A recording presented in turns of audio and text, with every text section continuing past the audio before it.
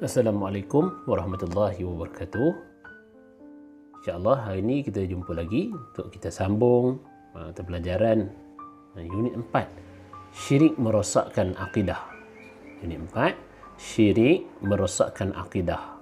Bagi tahun 5 boleh buka muka surat 88, tajuk syirik merosakkan akidah.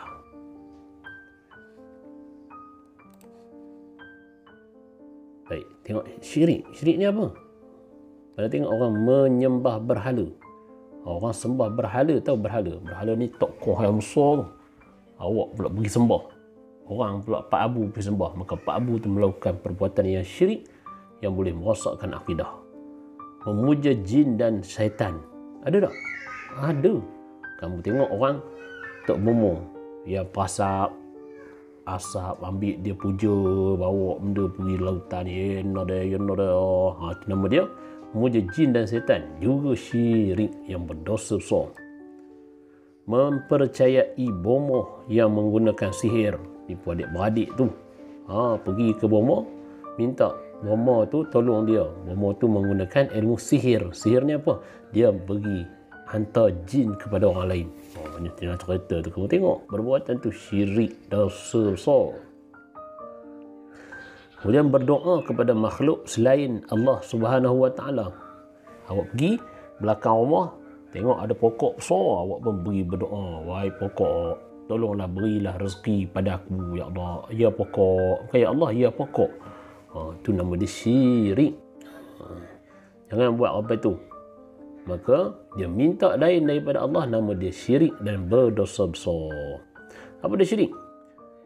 Syirik, pengertian syirik ya. Syirik ialah perbuatan menyekutukan Allah Subhanahu Wa Taala dengan sesuatu yang lain. Apa maksud menyekutukan Allah ni? Menyekutukan Allah ni maksudnya dia tu semayang, Pak Abu tu semayang, dia semayang. Dalam masa yang sama dia minta kepada Tok Bomo. Itu nama dia syirik. Semayang, dia semayang minta pada Allah. Dalam masa yang sama dia pergi belakang rumah dia, nampak batu besar, nampak busut besar yang lama, dia pun berdoa pada busut yang lama, wahai busut, berilah aku zuriat yang baik. Itu nama dia menyekutukan Allah. Dia minta pada Allah dan minta juga pada benda lain. Itu nama dia syirik. Syirik boleh berlaku sama ada dengan i'tikad. I'tikad ni apa? I'tikad ni yakinan dia. Apa dia yakin? Dia yakin Tuhan beri menunaikan hajat. Pokok besar tadi pun boleh menunaikan hajat. Ataupun perkataan. Perkataan dia bercakap, minta. Dia bercakap. Dan perbuatan. Perbuatan apa? Perbuatan dia menyembah lain daripada Allah. Semayang dia semayang, perbuatan semayang. Betul. Dia pergi pula sembah patung. Apa Allah Ta'ala kata? فَلَا تَجْعَلُوا لِلَّهِ أَنْدَادًا وَأَنْتُمْ تَعْلَمُونَ. Maksudnya, maka janganlah kamu mengadakan sembahan-sembahan lain bagi Allah, sedangkan kamu semua mengetahui benda tu kan apa pun, tapi nak sembah juga. Sembah patung lembu lah, sembah apa benda yang dia rasa benda tu hebat sikit, dia sembah. Jangan macam tu. Jadi perbuatan tu syirik. Hukum mensyirikkan Allah Subhanahu Wa Taala adalah haram dan dikategorikan sebagai dosa yang paling besar. Sampai kan Tuhan kata, innallaha la yaghfiru an yushraka bih. Allah Taala tak akan ampun dosa orang yang syirik pada Allah. Wa yaghfiru ma duna zalika liman yasha, dan mengampunkan dosa lain daripada itu bagi siapa yang dia kehendaki. Jom kita tengok. Syirik ni ada beberapa jenis ya. Pertama, syirik terbahagi kepada dua. Pertama, syirik jali. Yang kedua, syirik khafi. Apa syirik jali? Syirik jali, syirik jali pengertian. Syirik jali mempercayai atau mengaku wujudnya Tuhan lain selain Allah Subhanahu Wa Taala, atau menyembah selain Allah Subhanahu Wa Taala yang esa. Kalau dulu-dulu orang kafir musyrikin Mekah, mereka percaya ada Tuhan nama dia Lata, ada Tuhan yang nama dia Uzza. Walhal sebenarnya Tuhan ni satu je Allah Ta'ala. Mereka percaya ada lain sebagai Tuhan. Maka sebab tu mereka dinamakan mereka musyrikin Mekah. Orang musyrikin Mekah. Orang yang syirik di Mekah. Syirik jali dikenali juga dengan syirik besar.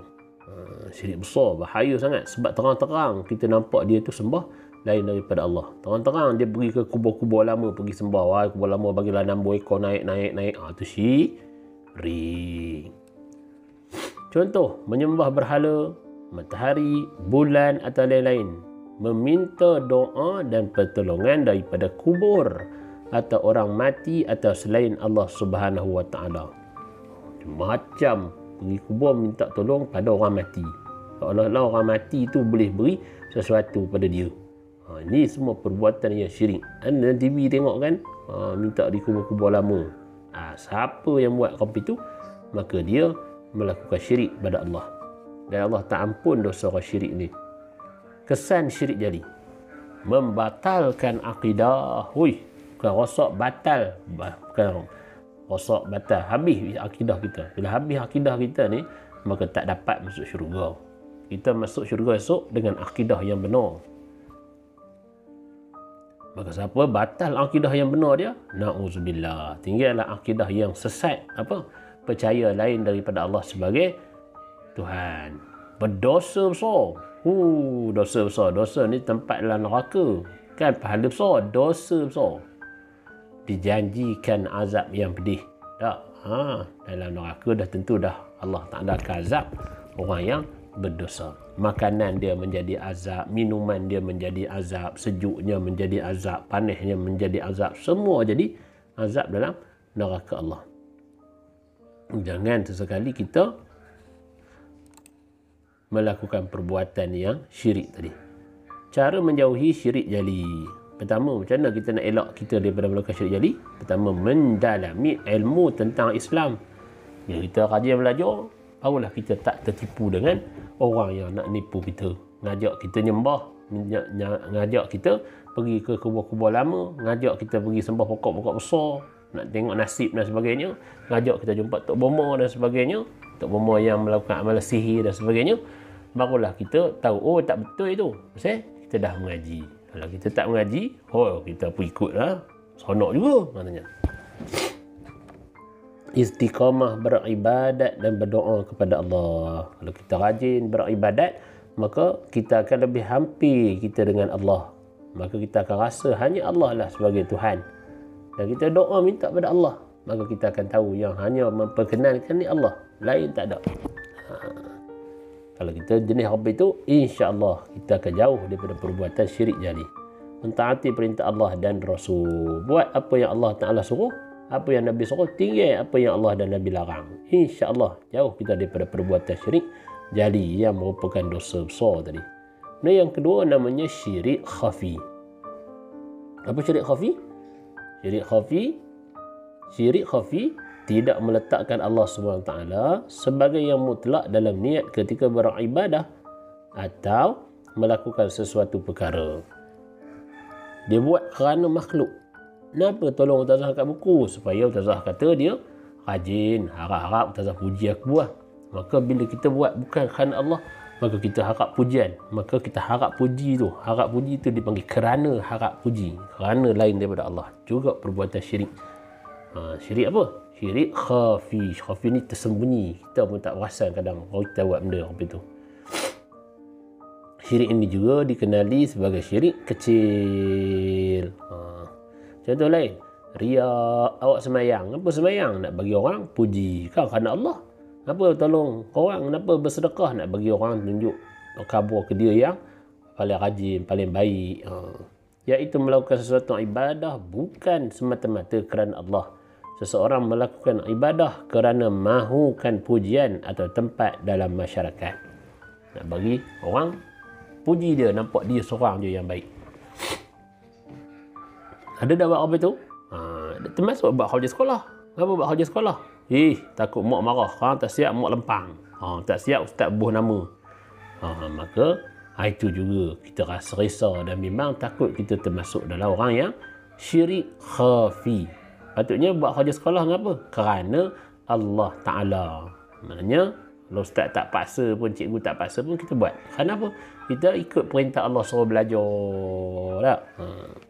Kesan bila kita melakukan syirik khafi, menghapuskan pahala amalan. Habis kita baca Quran tadi, tak dapat pahala. Pasal baca Quran nak nunjuk ke orang yang suara kita ni sedap. Kalau kita nak baca sangat. Buktinya apa? Orang lalu orang baca. Orang tak lalu diam tidur. Mendapat dosa dan kemurkaan Allah Subhanahu wa taala. Dah tentu dah Allah marah, dah tentu dah dapat dosa. Hidup tidak tenang. Nak tenang apa mana? Dia buat kerana Allah, kerana manusia. Bila orang tak puji, dia pun stres. Apalah orang tak puji aku ni. Aku macam-macam baik dah buat dah. Jadi tak tenang. Dia makin sentiasa nak mencari pujian makhluk. Padahal sepatutnya kita mengharapkan pahala daripada Allah, daripada apa benda yang kita buat. Macam mana cara kita nak jauh daripada sifat syirik? Melatih diri supaya ikhlas. Apa ikhlas? Kita buat kerana Allah semata-mata. Macam Ustaz khabar tadi, mak tak suruh pun kita pergi semayang. Mak suruh kita pergi semayang, mak tak suruh pun kita pergi semayang. Itu tanda-tanda orang yang ikhlas. Menyembunyikan amalan kebajikan. Ada orang pun kita sedekah, tak ada orang pun kita sedekah. Tak ada orang lagi banyak kita sedekah. Pasal apa kita sedekah tak ada orang? Pasal kita sedekah kerana Allah kan, kerana orang. Ada orang dia sedekah bila orang takat gambar baru nak sedekah.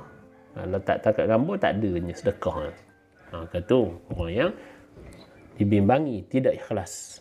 Dibimbangi dia ada perasaan riak, menunjuk-nunjuk yang menyebabkan dia termasuk dalam orang yang syirik khafi. Dan menghindari perasaan hebat dengan amalan yang dia lakukan. Bila kita buat, jangan duk berasa diri kita ni hebat. Periksa awak dapat nombor 1. Jangan rasa, hebatnya aku nombor 1. Periksa. Tengok demo. Teruk nombor 18. Jangan kita duk rasa diri kita hebat. Jadi, bila kita rasa diri kita hebat, akhirnya kita buat amalan kerana kita nak dapat rasa hebat, nak dapat pujian orang tu. Maka, bukanlah jadi kerana Allah. Maka satu hari nanti bila kita tak dapat nombor 1, kita akan stres, kita akan kecewa. Pasal kita rasa diri kita tak dipuji dah. Nauzubillah. Okey. Faham ya? Ini adalah syirik khafi dan syirik jali yang perlu kita jauhi supaya hidup kita mendapat pahala dan mendapat ganjaran syurga di akhirat nanti. Wallahu alam. Jangan lupa faham betul-betul dan elakkan diri kita daripada melakukan syirik khafi terutamanya. Jadi mungkin tak buat yang khafi ni. Wallahu alam. Assalamualaikum warahmatullahi wabarakatuh.